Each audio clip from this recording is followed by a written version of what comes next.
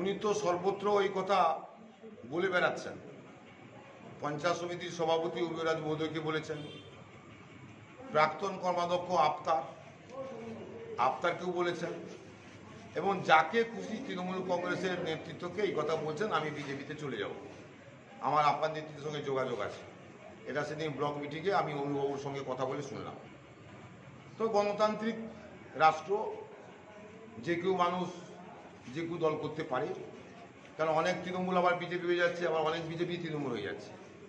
তাবো leader MP এমএলএরা হয়ে যাচ্ছে। ছাড় অশোক দাস একটা অঞ্চল সভাপতি, তার যদি মানসিকতা পরিবর্তন হয়, তিনি বিজেপি করতে পারেন। গণতান্ত্রিক রাষ্ট্রীয় অধিকার, গণতান্ত্রিক অধিকার তিনি করলে করতে পারেন, আমাদের কোনো আপত্তি নেই। তাতে কি পাঁচরুল অঞ্চলে ভোট ব্যাংক নষ্ট হবে?